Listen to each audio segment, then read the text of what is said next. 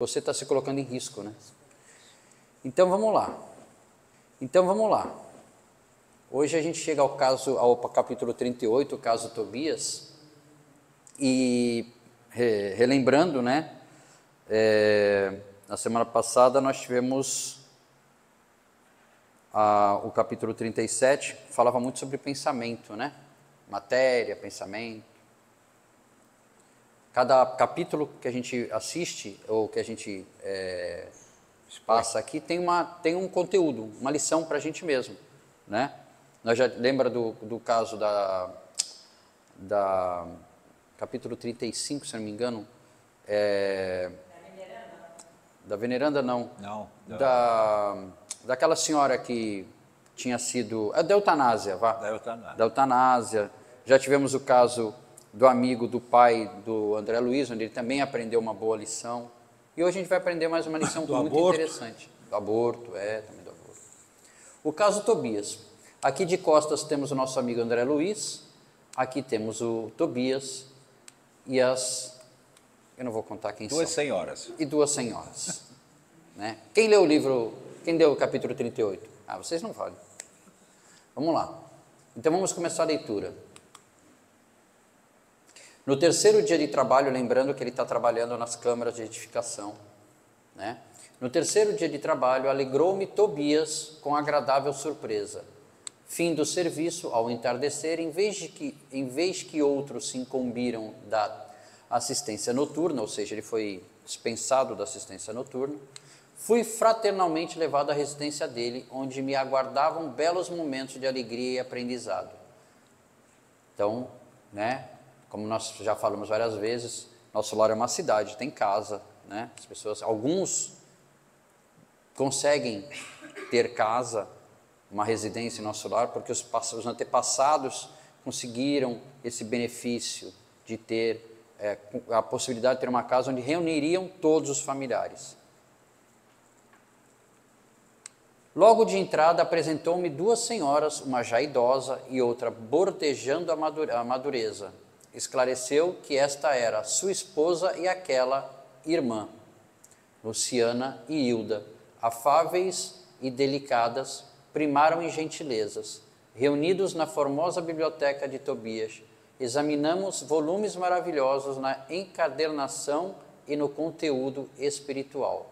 Ou seja, eles conversavam sobre as reminiscências do próprio mundo espiritual, né? A senhora Hilda convidou-me a visitar o jardim para que pudesse observar de perto alguns caramanchões. Alguém sabe o que é um caramanchão ou o que são caramanchões? Não? É isso aí.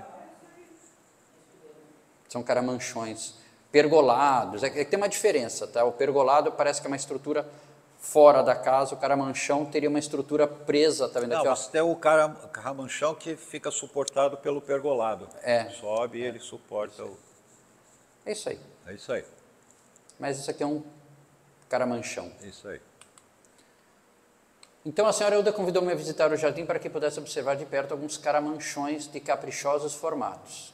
Cada casa, em nosso lar, parecia especializar-se na cultura de determinadas flores. Em casa de Lísias, as glicínias e os lírios contavam-se por centenas. Na residência de Tobias, as hortênsias inumeráveis desabrochavam nos verdes lençóis de violetas.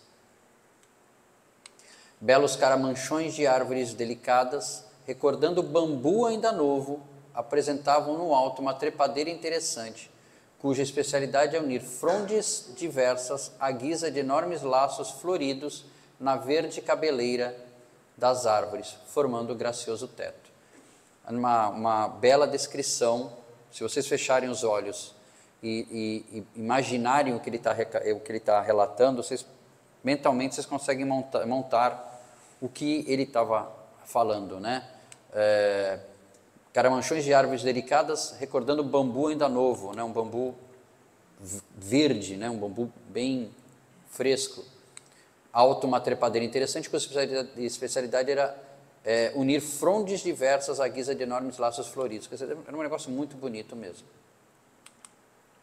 Não sabia traduzir minha admiração. Embalsamava-se a atmosfera de inebriante perfume.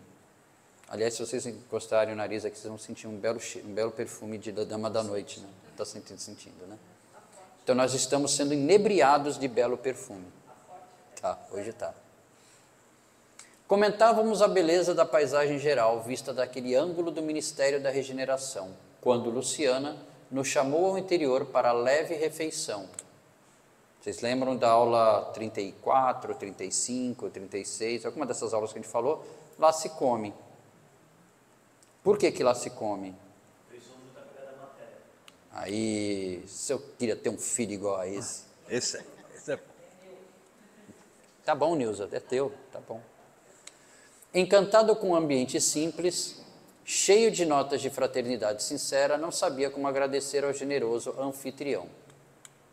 A certa altura da palestra amável, Tobias acrescentou sorridente: o meu amigo, a bem dizer, é ainda novato em nosso ministério e talvez desconheça o meu caso familiar. Fofoqueiro. Não pode ver uma visita que quer contar as histórias da casa dele. Vamos fazer fofoca. Vamos fazer fofoca. Só que ele fazer fofoca dele próprio.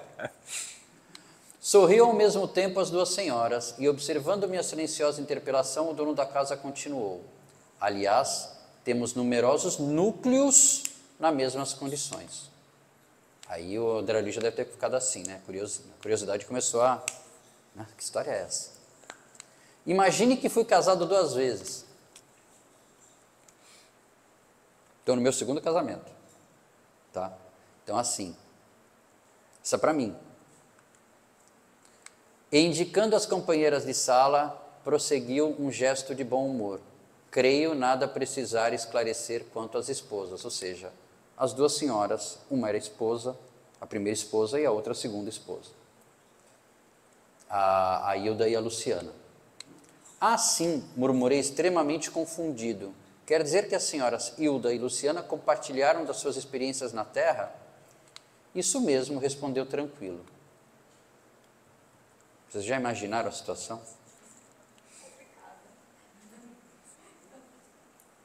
Hein, Suzy? Mas é bom para a gente, essa lição é boa para a gente, né, entender uma certa situação, e é boa essa lição também foi muito boa para o próprio André Luiz, e depois no final a gente vai conversar sobre isso. Todas as lições, elas estão preparando o André Luiz para uma outra situação. Para uma outra situação. Nesse interim, a senhora Hilda tomou a palavra, dirigindo-se a mim. Desculpe o nosso Tobias, irmão André, ele está sempre disposto a falar do passado, quando nos encontramos com alguma visita de recém-chegados da terra. Né? Gosta de contar os podres da família. Pois não será motivo de júbilo, aduziu Tobias bem-humorado, vencer o monstro do ciúme inferior, conquistando pelo menos alguma expressão de fraternidade real? De fato, objetei, no caso André Luiz respondeu, o problema interessa profundamente a todos nós. Há milhões de pessoas nos círculos do planeta em estado de segundas núpcias, como resolver tão alta questão afetiva, considerando a espiritualidade eterna? Sabemos que a morte do corpo apenas transforma sem destruir. Os laços da alma prosseguem através do infinito. Como proceder? Condenar o homem ou a mulher que se casaram mais de uma vez? Encontraríamos, porém, milhões de criaturas nessas condições. Muitas vezes já lembrei com interesse a passagem evangélica em que o Mestre nos promete a vida dos anjos quando se referiu ao casamento na eternidade. Essa aí é a minha questão. Quer deixar para o final ou agora já quer falar? Tá. Se eu puder responder. Forçoso é reconhecer, todavia, com toda a nossa veneração ao Senhor, atalhou o anfitrião bondoso, que ainda não nos achamos na esfera dos anjos, e sim dos homens desencarnados. Ou seja, nosso lar, ninguém é anjo. São só homens e mulheres desencarnados, com os mesmos defeitos, com as mesmas sensações, com os mesmos sentimentos. Né? Você vai aprimorando, né, os sentimentos, mas quando você chega lá, você não é diferente do que você é aqui. Mas, como solucionar aqui semelhante situação? Perguntei. Tobias sorriu e considerou. Muito simples, reconhecemos que entre o irracional e o homem há enorme série gradativa de posições. Assim, também entre nós outros, o caminho até o anjo representa imensa distância a percorrer. Eu vou fazer uma comparação.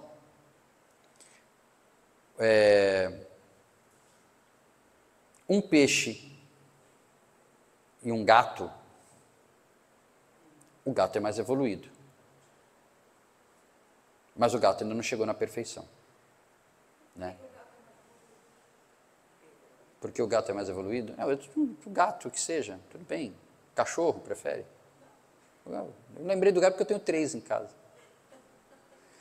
Então nós estamos, para os anjos, como um gato está para a gente.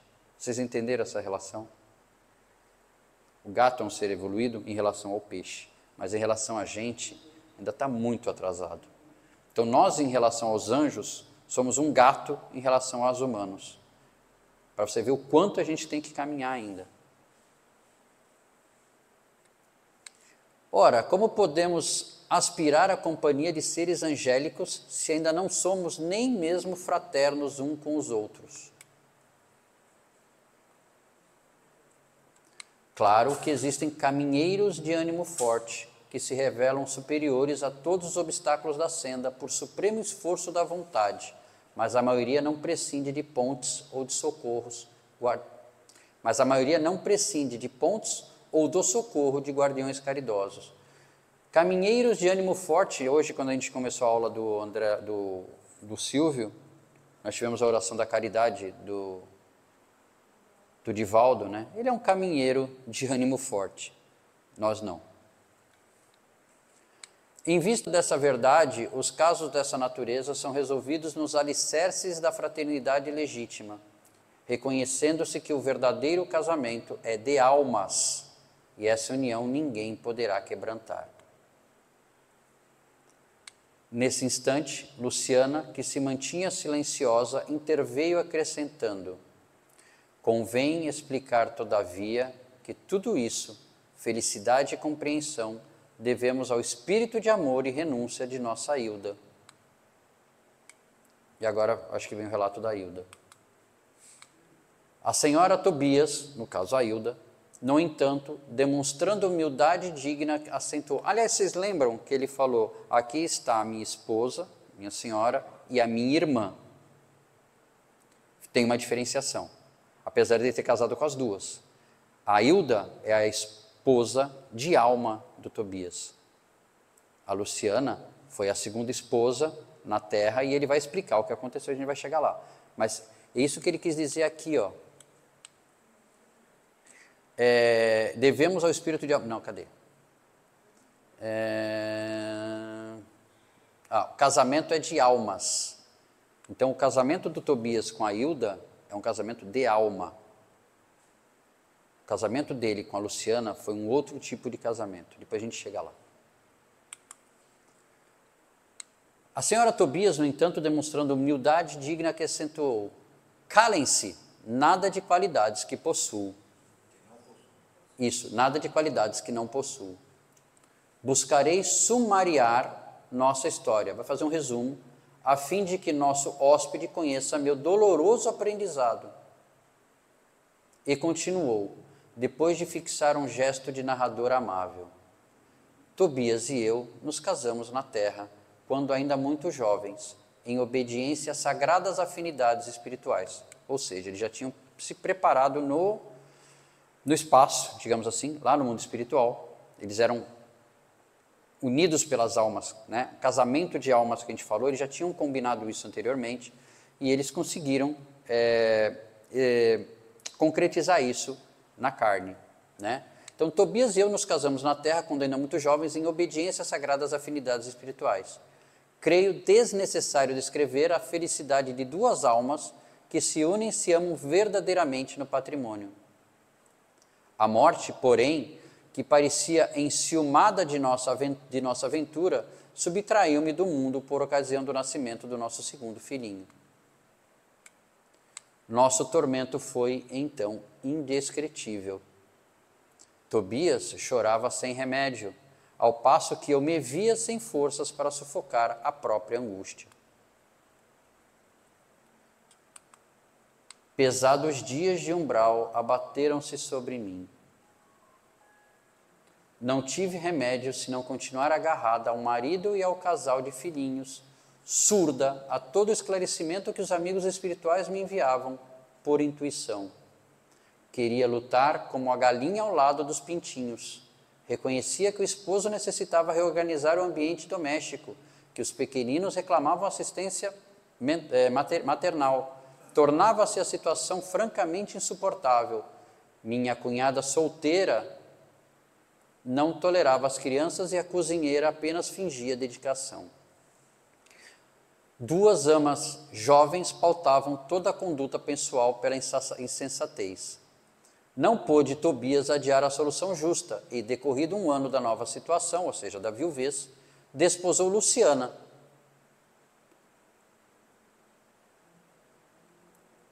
Contrariando meus caprichos.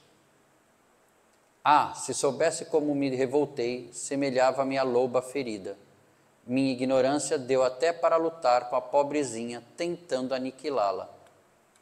Aqui tem uma pausa pelo seguinte. Onde é que a Hilda estava? A Hilda. Onde é que a Hilda estava? Umbral. Está aqui. Pesados dias de umbral abateram-se sobre mim. E onde era o umbral dela? Vocês entenderam que o umbral está dentro da gente? O céu ou o inferno está dentro da gente? Eu posso passar o dia inteiro com o meu inferno interior. Eu posso ir na casa espírita ir na casa espírita com o meu inferno interior. Eu posso ir na igreja evangélica, na igreja católica, onde eu for, na reunião do condomínio, e eu estou levando o meu inferno interior.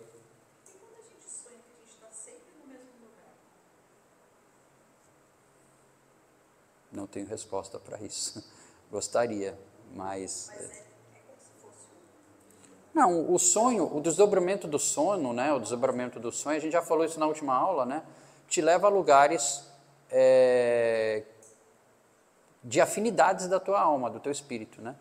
Então, a gente até recomenda, né? Que, eu não sei se vocês fazem, mas é uma recomendação. Oi, peraí.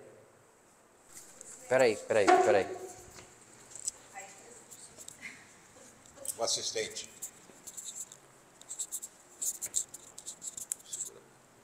Essa parte do sonho é mais complicada, porque quando é algo espiritual, o seu cérebro vai associar com algum outro evento. Por exemplo, você teve um contato com uma figura paterna muito forte. Qual é a sua referência de figura paterna? O seu pai. Então, você pode sonhar com seu pai dando um recado, mas não aquela figura realmente paterna que você teve em outra vida. Eu sempre sonho que estou na casa dos meus avós. E essa casa nem existe. E aí tem um outro detalhe. Quando não é o sonho, a gente não necessariamente todos os dias tem um sonho espiritual. Às vezes são questões emocionais internas nossas que se refletem através do sonho. Talvez possa ser uma questão de família mal resolvida, seja você que precisa tomar uma atitude para alguma coisa. Não necessariamente que toda noite você vai ter um sonho ligado à espiritualidade. Aí você vai precisar de um autoconhecimento para poder distinguir uma coisa da outra. Isso, só para complementar, na minha opinião, que você falou de você sempre ir na casa da sua avó, que não acontece, é uma formação mental sua. O pensamento seu é matéria. Exatamente. Aí você forma aquela situação, aquele local, por causa do teu pensamento. Então, por isso que o umbral é um local dentro de nós. Não é isso? Isso. O umbral é onde você está, né? Então, ela estava na casa do Tobias e transformou a casa do Tobias, que era a casa dela, no umbral pessoal dela, infernizando a vida de todos, né? Então você pode, não precisa ser espírito para fazer isso, você pode estar encarnado e infernizar a vida de todo mundo ao seu redor. Porque você está dentro de ti, você tem um umbral. Vamos usar o termo inferno não existe, então mas vamos usar o termo umbral. Você tem uma energia tão tóxica que você vive num eterno umbral. Você não precisa desencarnar para ir para o umbral. Você pode viver o dia inteiro no umbral. Entendeu? Então, Às vezes a pessoa está dentro do umbral, que ela está num local tão bem apoiada que ela acaba indo embora. Porque o umbral interior que ela está sentindo não permite que ela fique naquele ambiente. sim. O cheiro da... Tá. E... Vou abrir um parênteses aqui. Se vocês não quiserem, quer dizer, se vocês quiserem ter sempre a possibilidade de ter bons sonhos, vai uma dica. Antes de dormir, reze. Simples assim. Mas reze. Não é para ficar rezando que nem o rapaz do vídeo, pensando no condomínio que esqueceu de pagar, no boleto do cartão, né? Reze. Reze coisa simples, assim, agradeça pelo dia que você teve e que peça para que você seja levado a bons lugares e, se puder, até auxiliar, trabalhar, auxiliar, né? E quando acordar, agradeça de novo, reze novamente, agradeça por ter acordado. Então é isso, o que eu queria dizer para vocês entenderem é isso. A dona Hilda estava no umbral, e a gente acha que o umbral é um lugar lá, sabe Deus aonde, né, em cima da crosta terrestre. Nosso lar está no umbral, né? A gente já falou isso várias vezes, nosso lar está no umbral, Alvorada Nova está no umbral. E a dona Hilda estava no umbral pessoal dela. O André Luiz, quando morreu, ficou 8 anos no umbral pessoal da cabeça dele, né? Opa, eu acho que eu apertei alguma coisa, olha aqui. É Lady Night.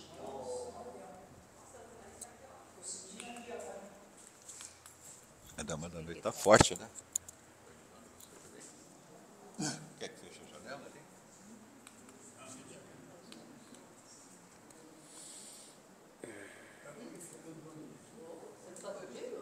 ali? Foi. Então, eu fui buscar na nossa enciclopédia Barça, que é o nosso livro dos Espíritos, sobre paraíso, inferno e purgatório. A pergunta 1012. Haverá no universo lugares circunscritos para as penas e gozos dos espíritos segundo seus merecimentos? Já respondemos a esta pergunta. As penas e os gozos são inerentes ao grau de perfeição dos espíritos. Cada um tira de si mesmo o princípio de sua felicidade ou da sua desgraça. E como eles estão por toda parte, nenhum lugar circunscrito ou fechado existe especialmente destinado a uma ou outra coisa. Ou seja, não tem um canto para o céu, não tem um canto para o umbral, não tem um canto... Eles estão tudo junto e misturado, tá? Quando os encarnados, esses são os mais ou menos felizes ou desgraçados, conforme e mais ou menos adiantado o mundo em que habitam. Então, por isso que existe a gradação dos mundos, né? Nós estamos num mundo de provas e expiações, indo para um mundo de regeneração, mas nós já fomos mundos primitivos e a gente está evoluindo, que a gente não ganha uma passagem que nem o rapaz do filme, né? Só um comentário. Isso prova mais uma vez que, apesar de Allan Kardec não ter dado o nome de umbral, ele está justamente explicando o que é esse estado mental. Sim. Na 1012A, de acordo então com o que vim de dizer, o inferno e o paraíso não existem, tais como o homem os imagina, são simples alegorias, por toda parte há espíritos ditosos e inditosos. Entretanto, bons e ignorantes, né, que a gente costuma usar o termo, não ignorantes no sentido de não conhecimento, porque eles são até muito inteligentes, mas ignorantes às vezes das bondades do mundo, né? Entretanto, conforme também já dissemos, os espíritos de uma mesma ordem se reúnem por simpatia, mas podem reunir-se onde queiram, quando são perfeitos, né? E aí, comentário de Kardec: A localização absoluta das regiões das penas e das recompensas só na imaginação do homem existe, provém da sua tendência a materializar e circunscrever as coisas, cuja essência infinita não lhe é possível compreender. Então, o umbral, de novo, o umbral é um estado de consciência, né? Vocês viram o vídeo também do rapaz no restaurante? Era para falar sobre a mediunidade, mas é interessante, porque tinha o rapaz, o empresário, que estava vivendo o umbral dele. Ele estava numa sintonia tão baixa, porque ele só estava focando no trabalho, que ele não enxergava o mentor do nosso amigo médium, que está numa sintonia mais alta. Então, do meu lado, não aqui que a gente está protegido, mas no meu lado, na rua, eu posso ter do meu lado, sabe aquela brincadeira do anjo bom e do diabinho assim? É isso. Eu posso ter do meu lado o meu mentor e do outro lado um irmão que está, tipo assim, tentando me levar para algum caminho que não devo. Né? Por isso que a gente tem que sempre estar prestando atenção nos nossos pensamentos. Sintonia. A sintonia é importante. Você levando os seus pensamentos, dificilmente você vai ter a companhia de irmãos inditosos. Vamos voltar para o texto, então, para o capítulo. Dona Hilda continua. Foi aí que Jesus me concedeu a visita providencial de minha avó materna, desencarnada havia muitos anos. Chegou ela como quem nada desejava, enchendo-me de surpresa, sentou-se ao meu lado, pôs-me em seguida ao colo, como noutro tempo, e perguntou-me lacrimosa. Deve ter sido uma cena bem bonita, né? Da avó. Isso ela estava na casa do Tobias. Ela estava lá, causando terror, né? Pratos voavam, não acontecia nada disso. Isso não é poltergeist. Mas ela estava na casa do Tobias. E de repente, ela estava no sofá, imagina a cena. Ela estava no sofá, chega a avó dela, senta do lado dela, né? E pergunta para ela: que é isso, minha neta? Que papel é o seu na vida? Você é leoa ou alma consciente de Deus? Ela faz uma relação com leoa, no caso dos reinos dos animais, porque é aquilo que eu falei, nós estamos, o gato em relação a gente é a mesma nossa em relação aos anjos. Então você é um bicho ou é uma alma consciência de Deus? Uma alma consciente de Deus? Pois nossa irmã Luciana serve de mãe a seus filhos, funciona como criada de sua casa, é jardineira do seu jardim, suporta a bires do seu marido. O Tobias não devia ser fácil. A gente já viu que o Tobias não devia ser, né? E não pode assumir o lugar provisório de companhia de lutas ao lado dele. Companheira provisória, porque aqui é tudo temporário.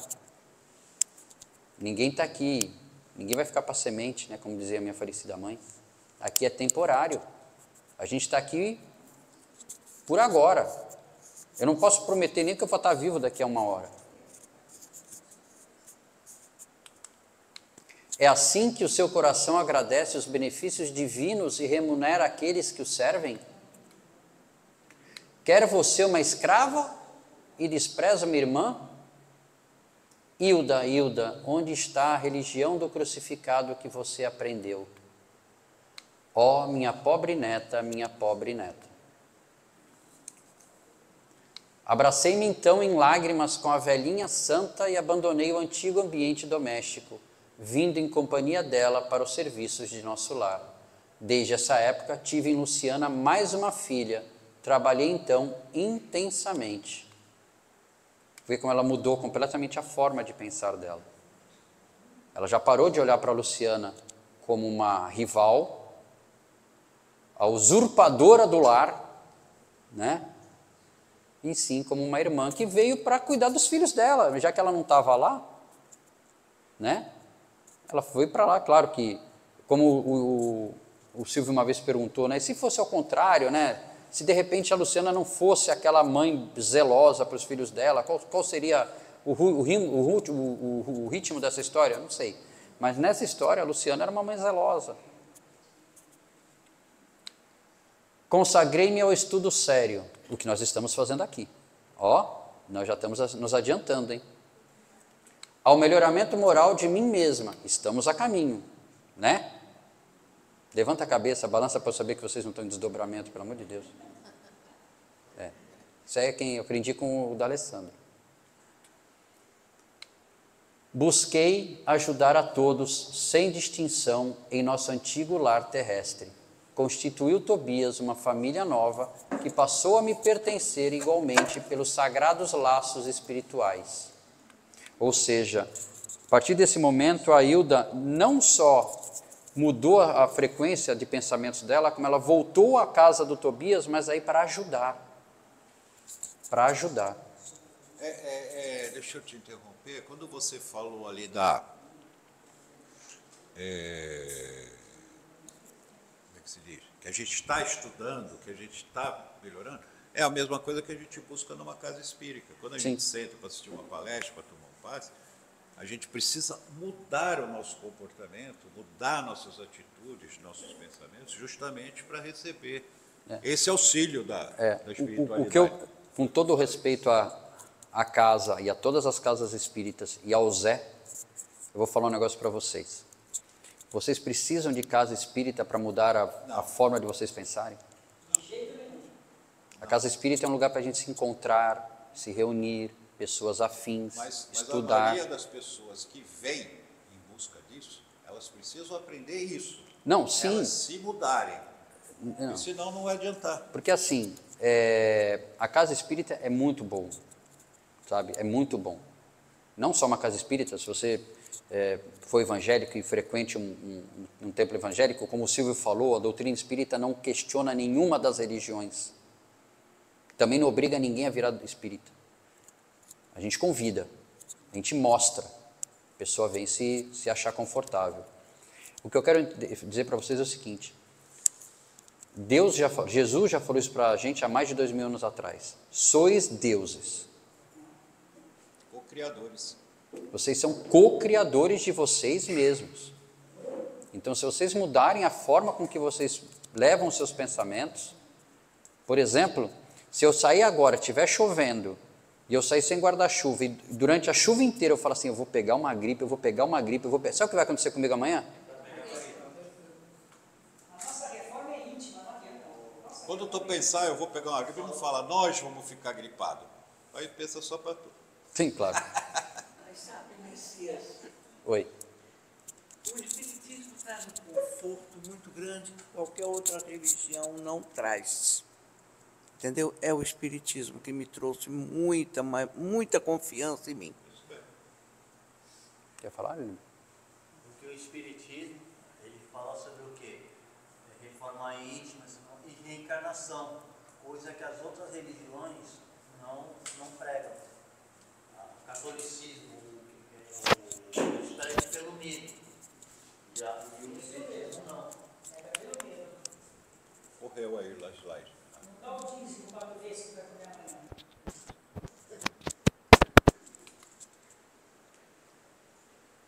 Bom, eu estava aqui, né? Aí. Consagrei meu estudo sério, tudo bem. Mais tarde voltou ele reunindo-se a mim, acompanhado de Luciana, que veio também ter conosco para a nossa completa alegria.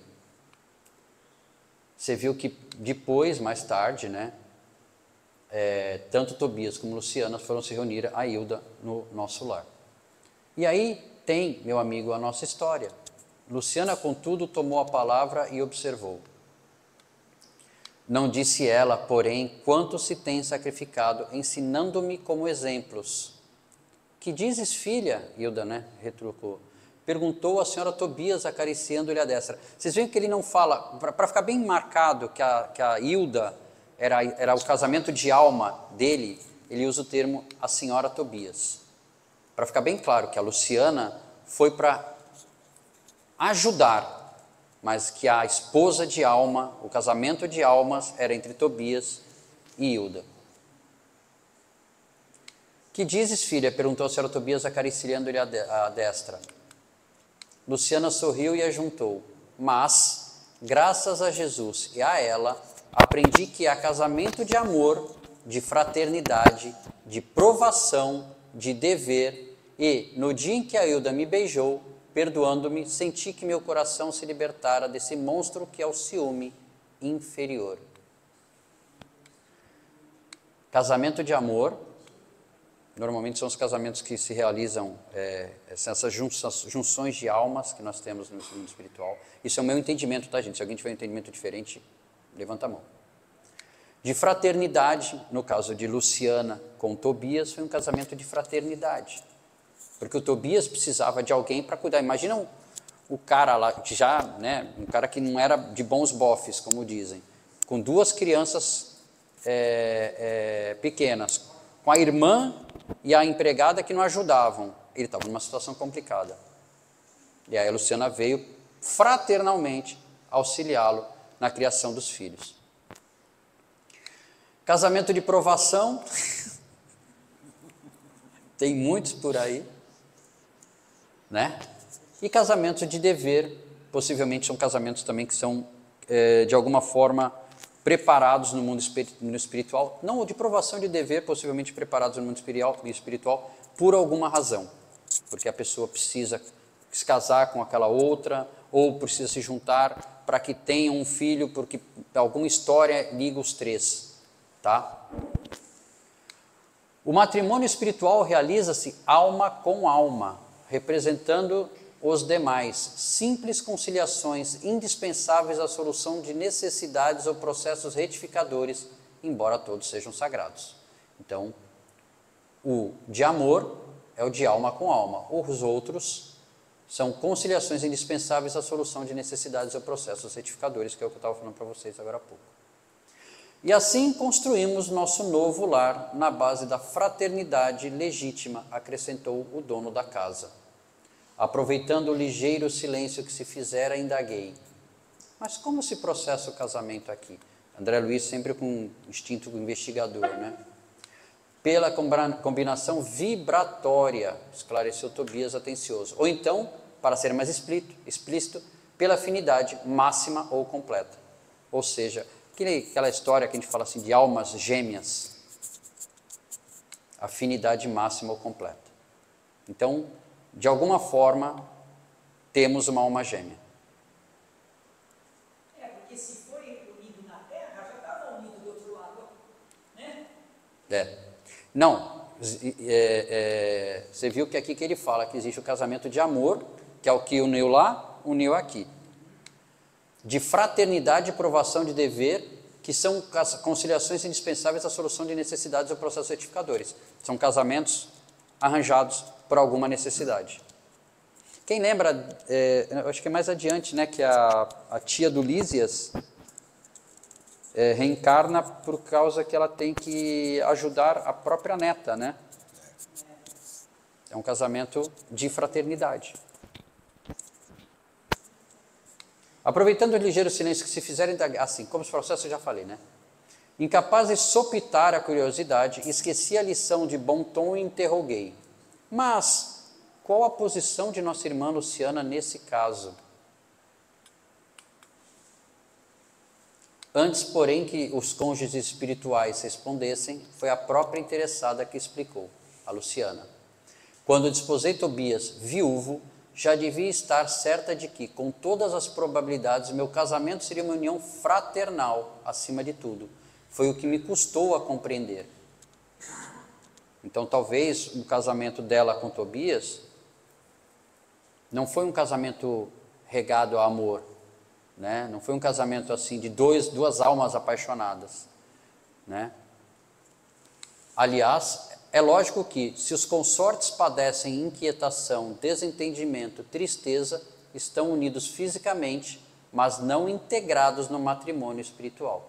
Então, casamentos que têm inquietação, desentendimento, tristeza, unidos somente fisicamente, mas não integrados no matrimônio espiritual, são os casamentos que eles chamam de... Estou usando o termo arranjado no mundo espiritual porque tem alguma necessidade. São fraternal, dever, provação. E aqueles que querem casar a filha por causa de dinheiro, então? Né? Esse aí, então, na realidade, esse é um arranjamento encarnado, né? Não tem nem... Antigamente se fazia muito isso, né?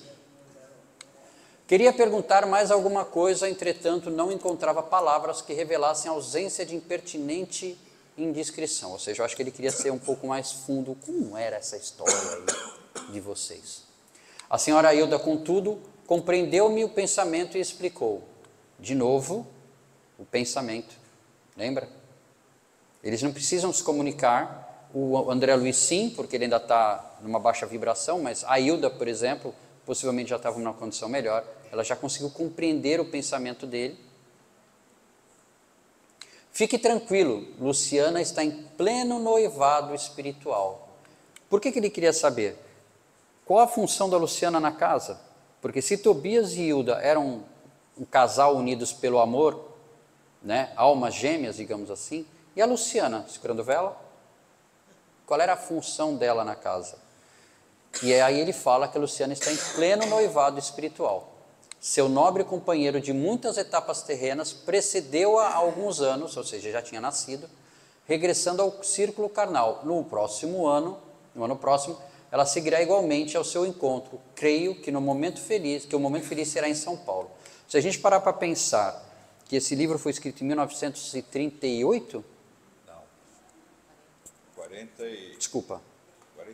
42, 43, nós estamos em 2025.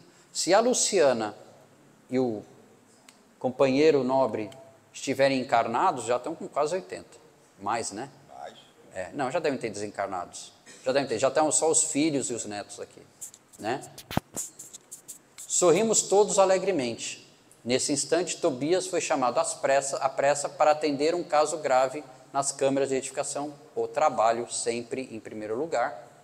Era preciso, desse modo, encerrar a palestra. O capítulo acabou agora. Mas, se a gente for parar para pensar, em todas as aulas que a gente já teve, cada aula tem uma lição, né? O André Luiz está sendo preparado para uma situação. Quem assistiu o livro sabe, quem leu o livro e assistiu o filme sabe qual é a situação que ele ia passar. Então, esse capítulo do ciúme, o caso Tobias, foi muito importante para ele. Não que, né, serviu para ele ter um pouco de bagagem. O André Luiz foi para o nosso lar por causa de vícios, né? Todo mundo lembra que ele foi para lá para o umbral, né? Por causa de vícios. Ele morreu por causa de vícios, foi parar no umbral por causa de vícios, mas ele chegou em nosso lar ainda com uma marca por causa dos vícios. Ele teve uma aula em que ele aprendeu a ser humilde, né? Foi o caso do grande amigo do pai dele. Vocês lembram? Do grande amigo do pai dele, né?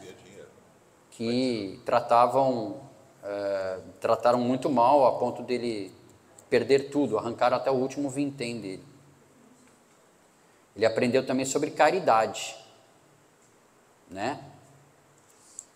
Também sobre a questão desse amigo dele, sobre a questão de trabalho nas câmeras de edificação. Quem não lembra de André Luiz, ele já queria chegar lá com o estetoscópio, achando que ia ser o bam.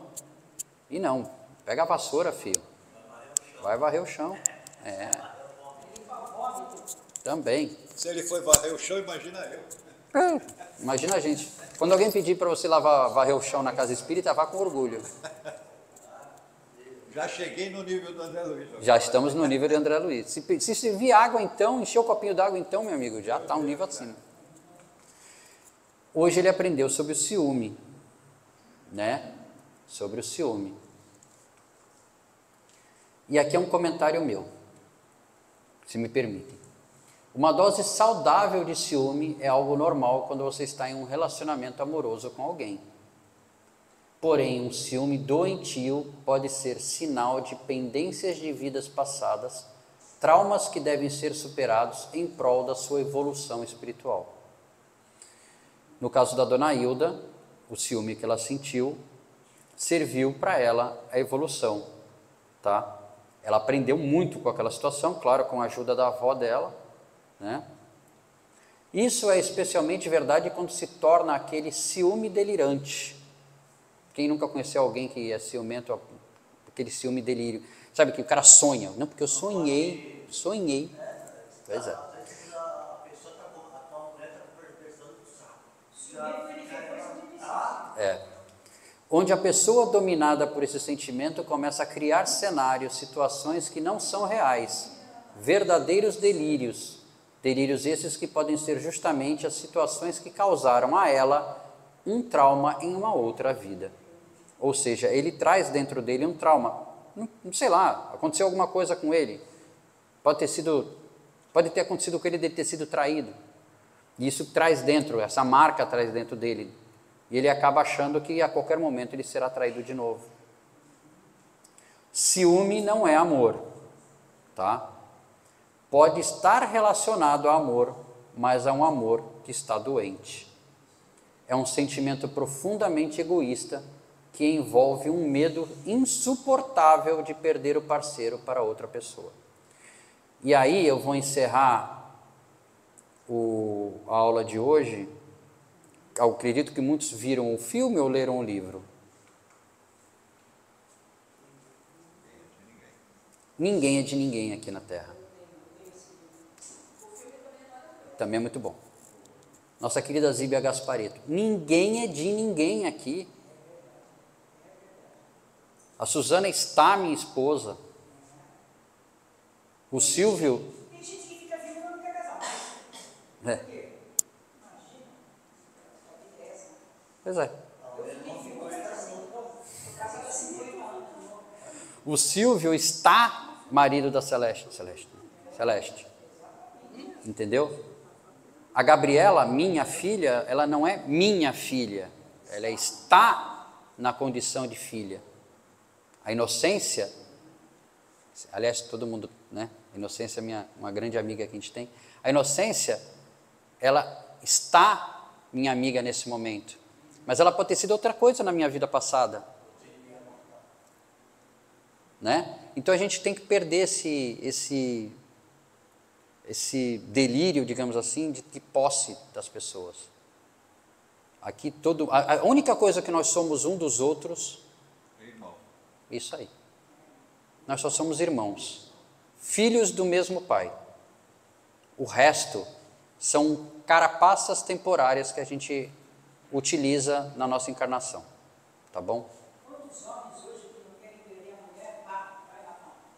Vai lá e mata. Quem ama não mata, não é o que dizem? Senhor. Antes tu falou do grau, né? Aliás, depois do Arlindo, se alguém tiver alguma pergunta. Ele é um grau 8. Então eu vi uma série chamada da Netflix. The Stranger Things. The Stranger Things. Não, eu vi uma série chamada Lúcifer. Então, assim, é o inferno, esse inferno que eles ditavam, não era o inferno do filme Lúcifer, não era aquele inferno fogo, era assim, vamos supor, você matava a tua mulher, tá, aí qual seria o seu inferno? O seu inferno seria um loop infernal, você mataria a tua mulher toda hora, aí, porque você ficava, você matou a tua mulher, mas aí você sentia aquele remorso. E aquele remorso te levava ao inferno. E o Lúcifer falava, você pode sair, a pessoa podia sair quando ela queria, a porta estava aberta, mas só que ela ficava naquele pensamento, e o inferno dela era toda hora matar a mulher. Ou toda hora, vamos supor, se tu for morto com um tiro na cabeça, o teu negócio é toda hora ser morto com um tiro na cabeça. Então era um looping. E porque, antes que vocês, eu vi que quando ele falou o nome da série, a série Lúcifer, esse Lúcifer é bonzinho, tá? Era um Lúcifer bonzinho. Não era um Lúcifer bonzinho. Era bonzinho. Então, assim, o que ele falou, isso é verdade. Porque você fica remoendo, né, na sua cabeça, você fica com aqueles pensamentos, né? O looping do que aconteceu acaba te remoendo, você fica dentro daquele umbral pessoal por causa do remorso. O remorso é que te leva ao umbral pessoal, né? Em outros, claro, no caso da Hilda não era bem remorso, era o ciúme, né? E isso mais para frente, não sei quem vai falar sobre esse capítulo mais para frente, se vai ser eu, né? Quando o André Luiz, quem viu o filme, não tem por que não dar spoiler, isso foi para preparar o André Luiz, porque a gente sabe que lá na frente ele vai querer visitar a casa dele. Ele já deve ter ficado assim, ouvindo a história da Hilda e da Luciana, ele falou assim, puxa vida, e lá em casa, como é que deve estar? Será que a minha mulher, minha esposa, já esposou outro homem? Como é que vai ser a minha reação quando ver isso? Então, todos os capítulos desse livro, O Nosso Lar, são para preparar o André Luiz e para nos preparar também, né? Tanto que a reação dele, para não dar, eu não vou nem dar spoiler, não sei se vocês já chegaram nessa, então Tá. não vou nem dar spoiler. Você ia fazer uma pergunta lá? Não, na realidade, eu queria fazer um comentário, mas aí, se todos já leram o livro ou se assistiram o filme, senão eu não vou perguntar. Alguém já leu o filme ou assistiu o livro? Eu, por exemplo, eu tenho um monte de livro lá na minha estante que eu assisto eles todos os dias. Eu falo, olha que livro lindo, mas que é bom. Assiste os livros, Né? lê o livro. Alguém assistiu? Não, porque a minha pergunta era justamente sobre essa preparação do André Luiz, porque ele vai encarar. O pessoal sabe o que ele vai encarar, para mim não estragar. Quem não leu ou não assistiu o filme Nosso Lar aqui? Alguém aqui não leu ou não assistiu o filme Nosso Lar? Eu não li, mas assisti. Então tá bom. Então volta o slide daquele trechinho lá, acho que é o terceiro slide, segundo slide, só porque me chamou a atenção, eu já li várias vezes. Primeiro, esse aqui? Dos Caramanchões ou depois? Não, peraí. Onde o André Luiz fala, vai mais um. Olha lá. De fato, objetei. Nilza, só um instante, Nilza, por favor. Quando ele fala esse parágrafo, de fato, objetei, o problema interessa profundamente a todos nós, a milhões de pessoas dos círculos da planeta. Ou seja, ele está falando uma coisa que ele não vai cumprir lá no capítulo 49. Não. Porque quando você lê esse parágrafo, você percebe que ele está num nível já emocional mais alto do que ele vai demonstrar no capítulo 49. Porque assim... Entendeu? A minha dúvida que eu estava lendo hoje... mas é isso mesmo. Você quer saber se você realmente está equilibrado, se a doutrina espírita está realmente te equilibrando? É quando você passa por uma situação dessa. Ou qualquer situação. Só vai perceber... Porque é muito fácil, né, a gente falar para uma pessoa, um atendimento fraterno, seja lá o que for, para uma pessoa que está passando por um problema de saúde grave, falar assim, tenha fé, meu irmão. Ore. Tenha fé. Isso é passageiro. Mas quando você está no lugar dessa pessoa, será que você também não vai entrar no loop do desespero? Foi por isso que eu falei, caramba, ele está com uma consciência tão grande nesse capítulo, nesse parágrafo, falando... mas na hora que ele vê... Mas na hora que ele encarou aquilo... Para quem não sabe, o capítulo 49, André Luiz, é permitido que ele vá visitar a família, apesar de, com reticência, falar assim, não vá, você não é... Tudo bem, você quer ir, vá. Ele vai ver a esposa e os filhos com outro homem em casa, um homem, inclusive, que está passando por um problema de saúde, né? E ele fica tão transtornado que ele vai para onde? O umbral dele. Ele vai para o umbral dele. Ele volta para aquele umbral que ele tinha na mente dele, né? E graças a Deus ele consegue sair e o resto a gente já sabe, ele até ajuda o rapaz a ficar bom, né? Com uma aguinha fluidificada. Não, foi só isso aí que eu achei bem interessante nesse... Então é isso. Mas foi bem explicado. E lembrem-se que ninguém é de ninguém. Ninguém é de ninguém. Marcelo, pode